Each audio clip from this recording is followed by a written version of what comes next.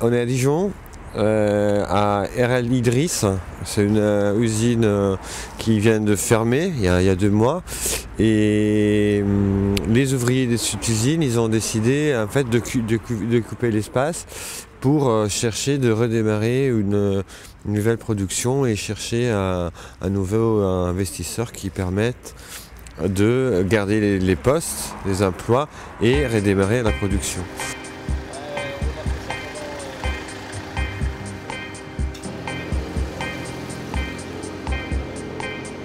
Merci monsieur. Merci beaucoup. Hein. Bon courage. C'est pas de la revendication, c'est vraiment l'envie de garder son propre savoir-faire, son propre travail et à prendre dans les mains et faire en sorte que le futur reste dans leurs mains. Et ça aussi c'est quelque chose que moi je retrouve dans une façon de penser française. Maintenant vous démarrez et puis de temps en temps vous le faites tourner pour que tout reste à un état d'utilisation, d'accord.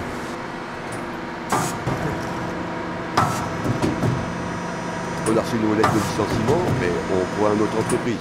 Donc on se dit, autant maintenir les machines en marche pour un potentiel repreneur. Voilà. C'est une façon de maintenir l'espoir. On y croit toujours.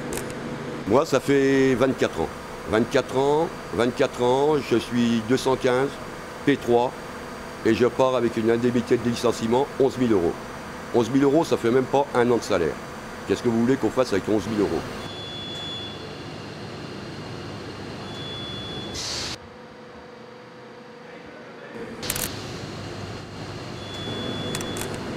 Moi ça fait 21 ans que je travaillais ici.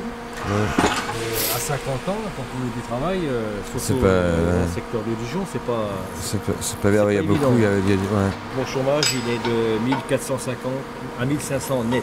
Net. Pendant un an. J'ai touché ça pendant un an. Et après? Et après, bon, ben, j'ai touché 1000 euros. Ouais. Et t'es marié, Marié, 4 enfants. 4 enfants? Ah oui, dis donc. Et ta femme travaille ou non? Ah oui, d'accord. Bah oui, quand même.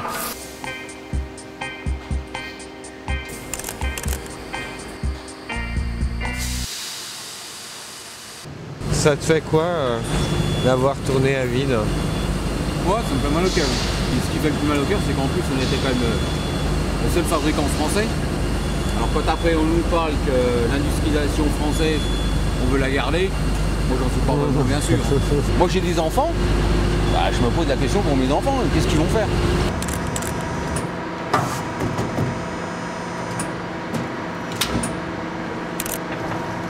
Quand ils font semblant de recommencer à travailler, ça brille dans les yeux. Je pense que c'est un peu un renvoi au passé quand même. Enfin, c'est un miroir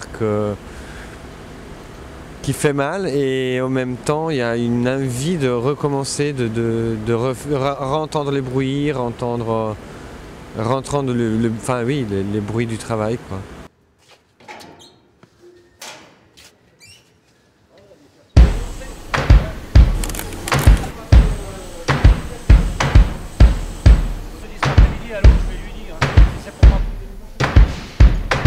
Mais ça c'est une passerelle pour les bateaux. Et comment ça se fait que vous avez ça? Ça pourrait être l'avenir et puis une deuxième production, quoi. En France, il y a des usines qui ferment. Par contre, il y a de plus en plus de gens qui achètent des gros bateaux. Donc peut-être que c'est un avenir, quoi.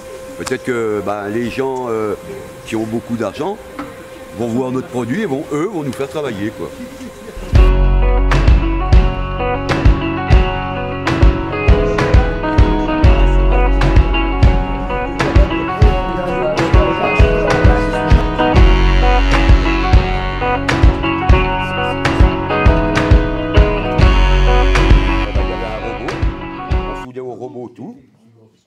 Avant, on était industriel. Dès qu'on a été repris par des financiers, ils ont tout enlevé. En 87, on était numéro 1 en Europe. Au 15 juin de cette année 2011, on avait plus de 1200 commandes. On n'en a livré qu'une centaine. Donc, la liquidation a été prononcée derrière. C'est là qu'on ne comprend pas.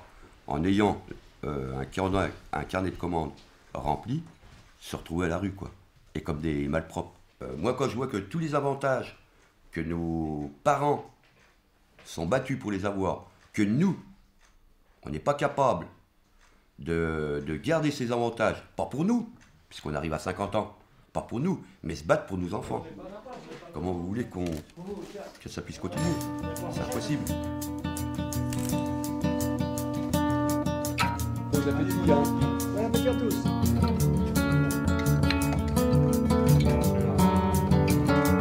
Le repas est spécial parce que c'est quand même donné par le grand Dijon, que c'est quelque chose de public qui soutient une forme de lutte. Donc ça, pour eux c'est très important. Ils se sentent un peu moins seuls, quoi.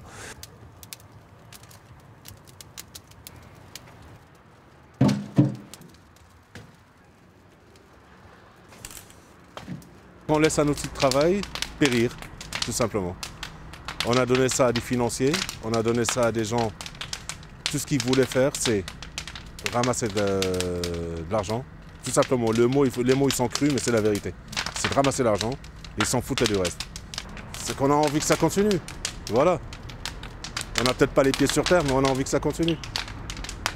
Tout simplement, c'est simple, c'est aussi simple que ça.